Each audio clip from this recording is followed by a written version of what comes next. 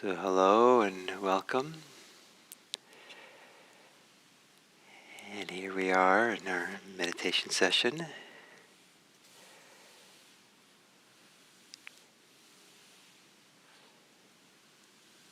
And one of the arts of Samadhi is the careful orientation towards pleasure. And underneath this, or more fundamental, is the way that mindfulness practice, Buddhist practice, is meant to be a very realistic understanding, seeing, acknowledgement of suffering, of our difficulties. And to see them clearly, one of the ways to care for it is not to do so directly, but to do it indirectly through the path of Samadhi. And that should be done carefully and wisely, not as aversion to our difficulties, but rather with a care for them, a love for them, a love for ourselves. And so the orientation towards pleasure is, in a way, it's done with a gentle message that you care for yourself, you care for the suffering, and this is a way of doing it.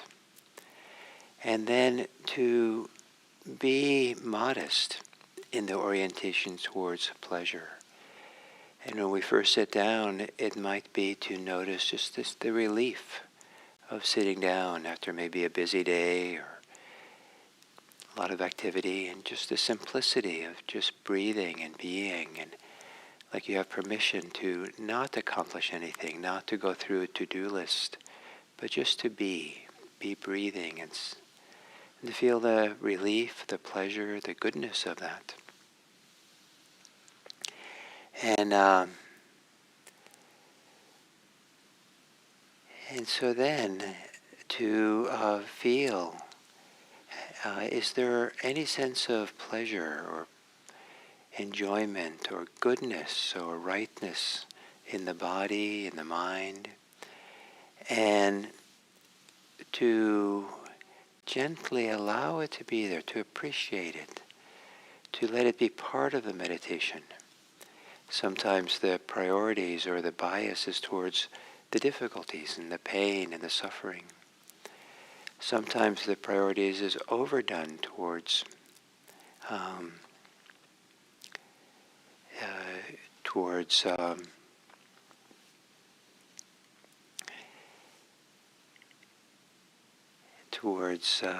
the pleasure and the joy. So before we continue, I want to be reassured that you are seeing the screen, because I had trouble making the YouTube screen. So it looks like we are seeing it.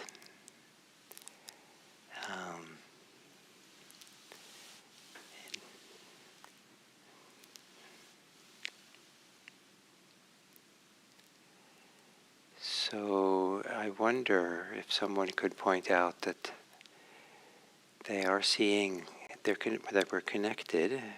Video is fine. Great, thank you. Yes, to the screen. Looks good? Okay, good. I believe that maybe the wires here at IMC had gotten loose since yesterday, and so when I first logged on, I couldn't make it work. So pleasure, the pleasure of things working well enough. So to begin the meditation, to assume a meditation posture that gives you the pleasure of being alert, the pleasure of being present through your embodied body. So that means not the pleasure of relaxing in a couch or something, but the pleasure of being somehow with the body in the appropriate way, whether it's laying down or sitting or standing, some appropriate way where there's an intention expressed through the body to be here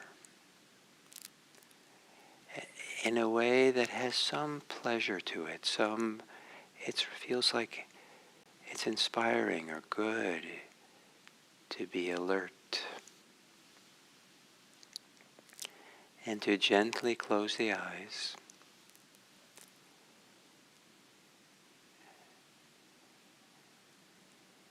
And then take time to scan through the body to recognize where it's pleasant and comfortable in your body and where it isn't. And a kind of matter-of-fact, simple acknowledgement of how it is in different parts of the body, so that parts that are uncomfortable are at least acknowledged and known.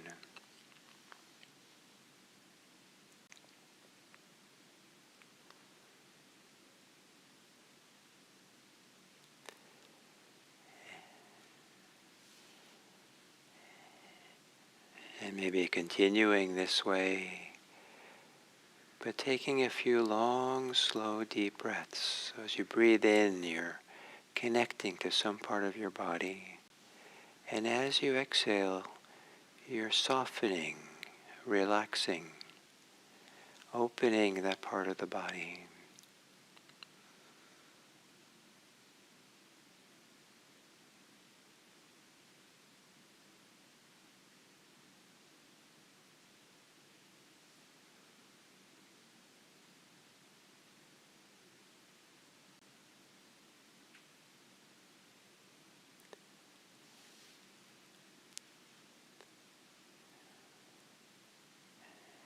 And to let your breathing return to normal.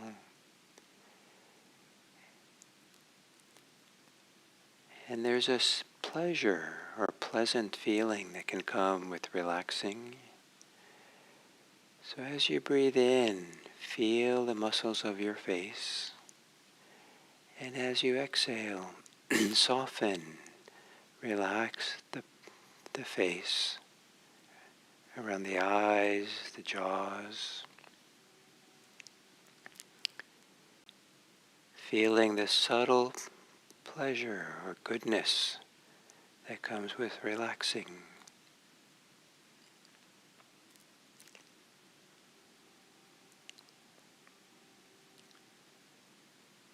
On the inhale, to feel the shoulders, and the exhale to relax.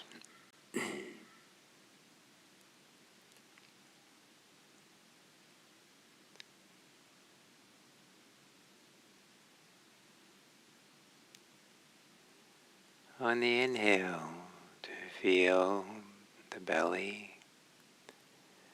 On the exhale, to soften the belly.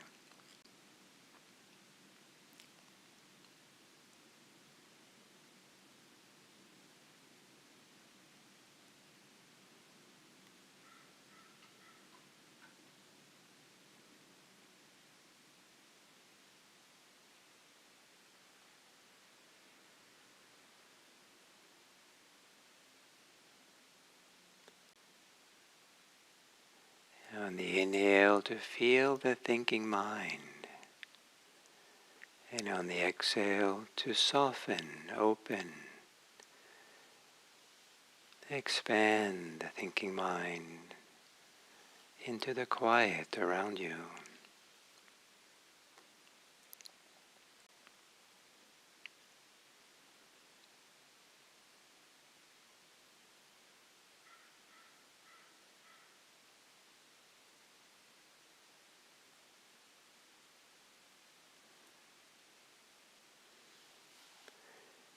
And then on the inhale, feeling the body's experience of breathing in, wherever that is pleasant or connecting or appreciated.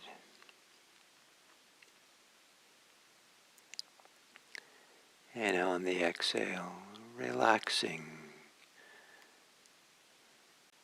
the body breathing.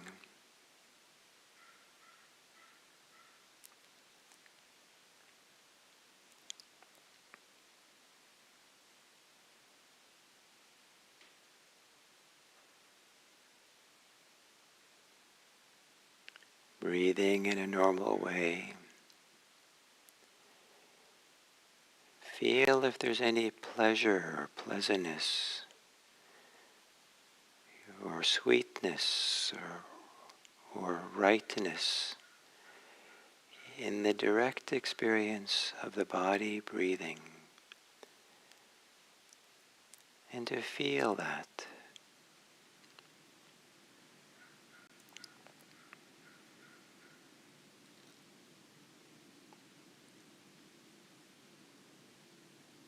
It can be quite subtle, the pleasure.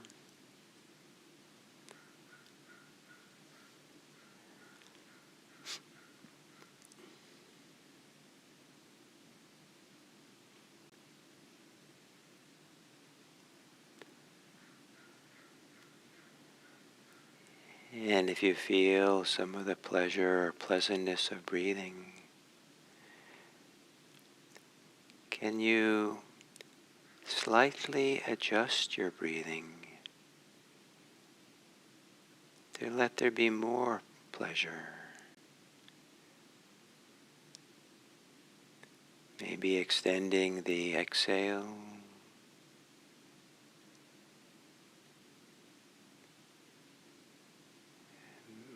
extending the inhale, maybe by relaxing something in your torso.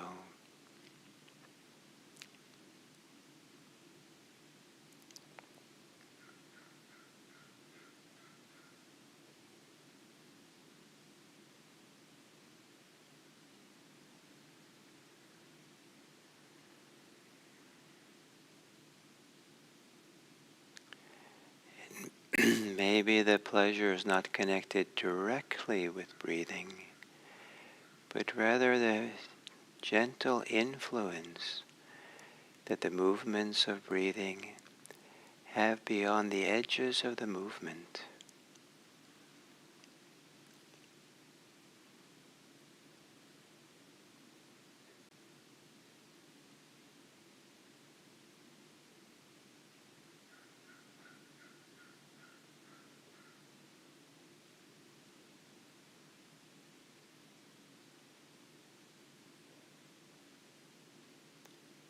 Connecting to the inhale at the beginning of the inhale.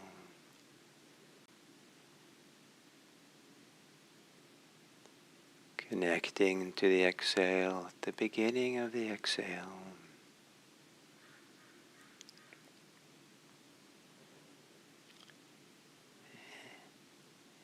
And then, in a way that feels pleasant, easeful, sustain the attention through the whole length of the inhale, the whole length of the exhale. Staying close to the feelings of pleasure.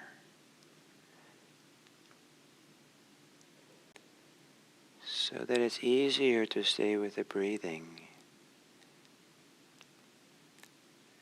because the mind enjoys the pleasure.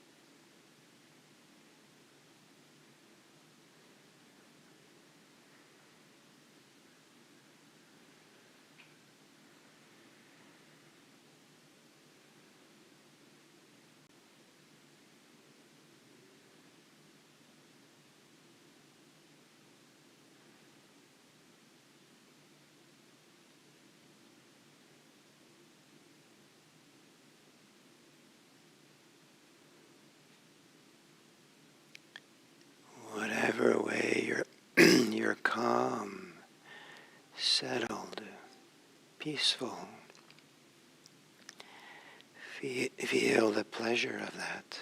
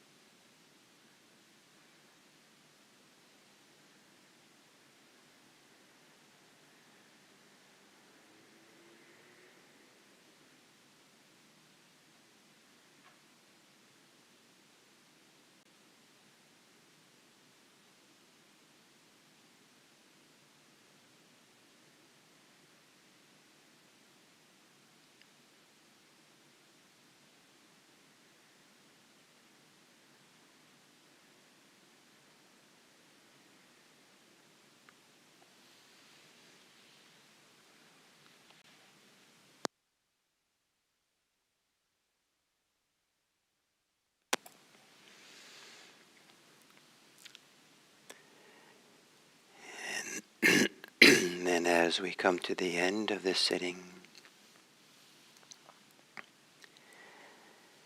to again feel whatever is pleasant, sweet or pleasurable in our body, our hearts, our minds.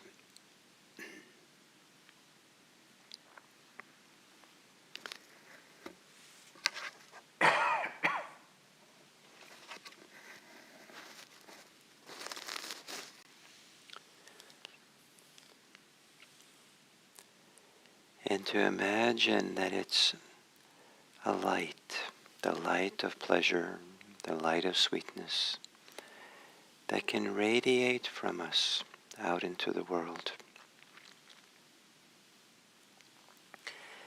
That staying close to a feeling of well-being,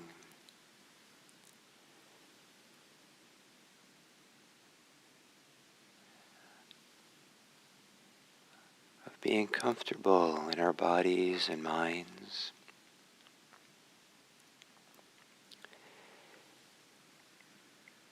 allows us to be with other people in ways that can spread goodwill, spread the sweetness, the goodness, the joy, the pleasure. As we experience meditative joy, well-being, peace, and calm, may it spread from us in our words, our deeds, and our attitudes.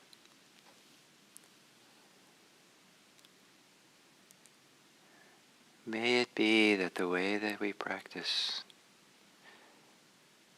creates the conditions for us to go into the world to make the world a better place for others. May all beings be happy. May all beings be safe. May all beings be peaceful. May all beings be free. And may we contribute to that possibility.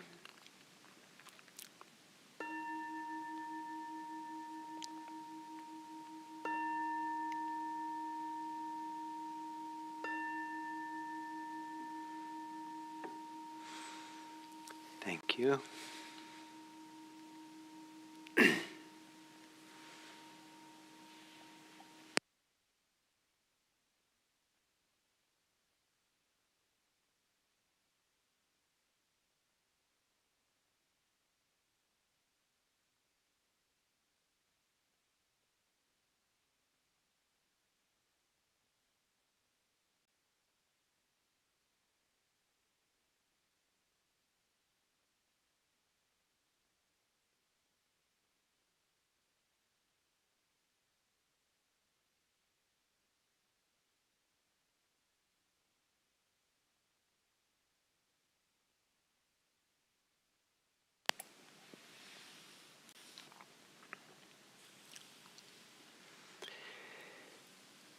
So, to continue this series on Samadhi, that as at a certain point, as the mind and body get settled, collected, unified, as it gets stabilized,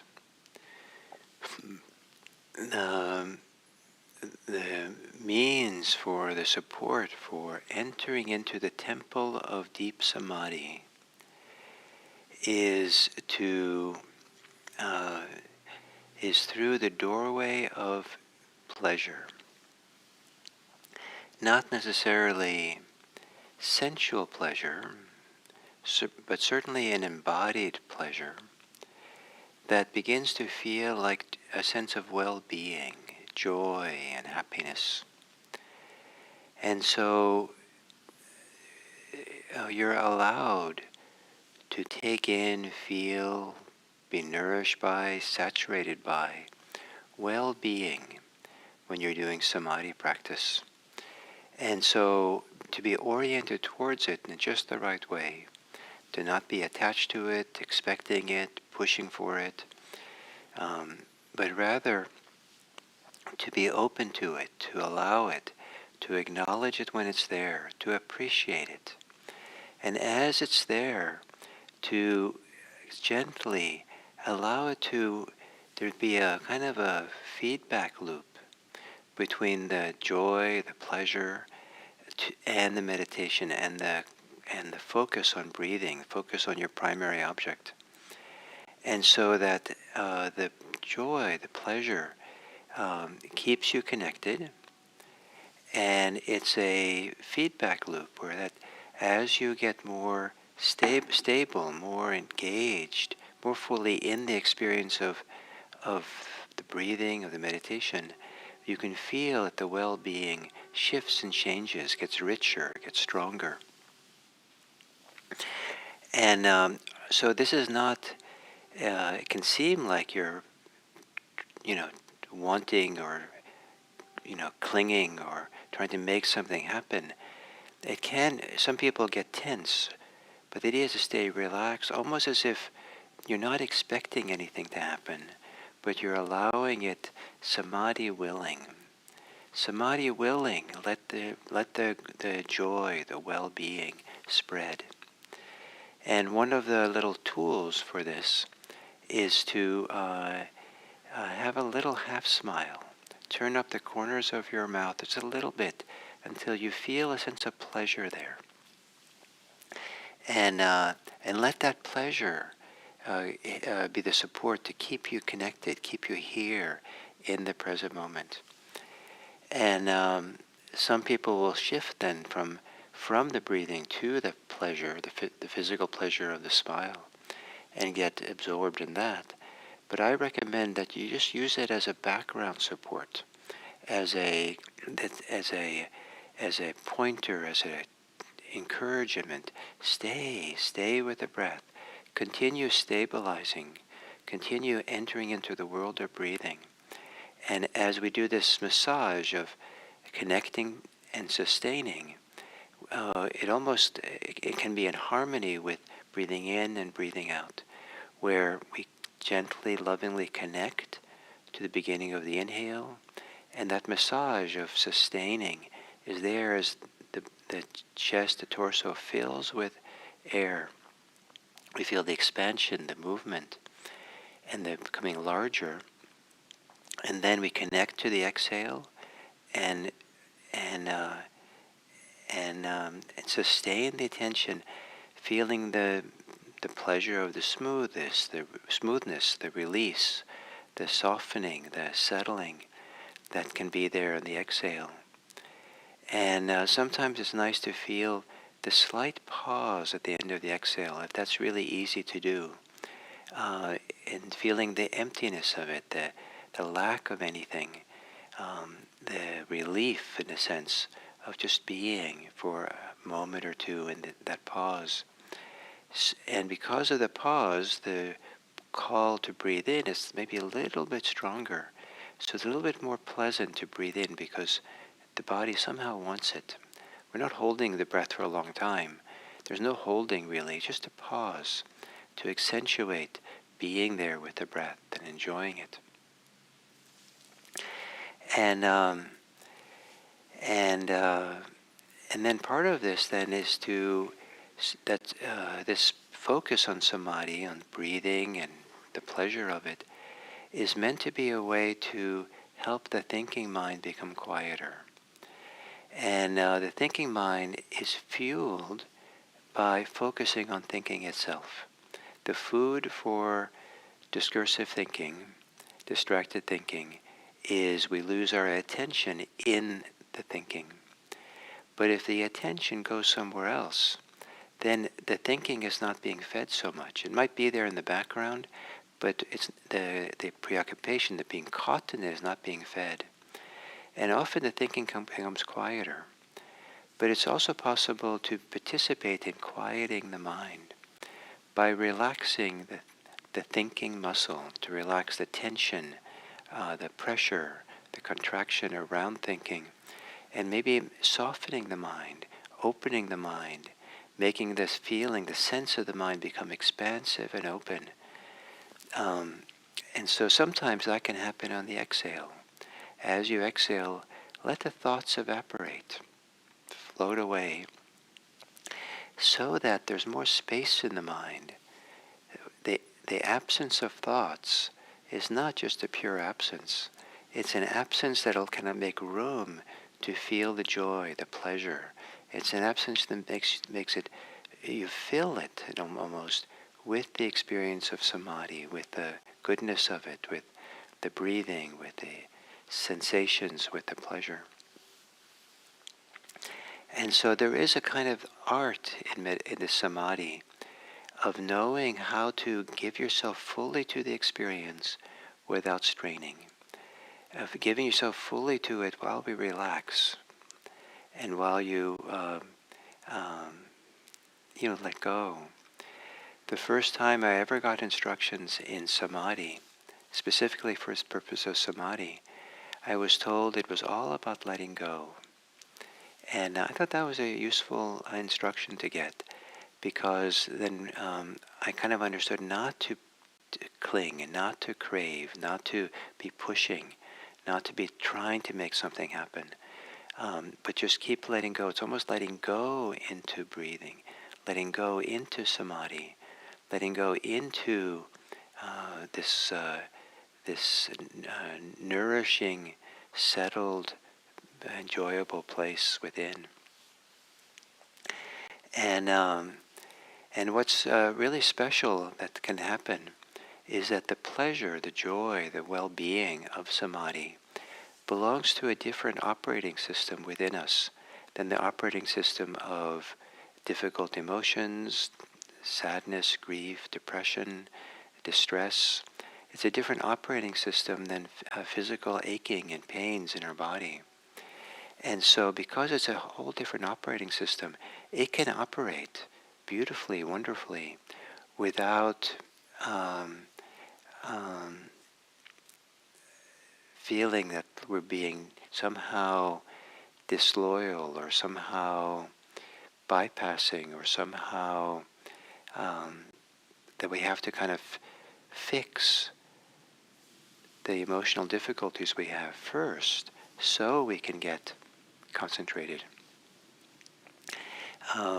It's more the opposite, that as we can get into samadhi, it puts us in a much better place to meet and understand and address our suffering. And this is one of the great possibilities from samadhi. Enter into samadhi, use meditation to get really stable and settled and calm.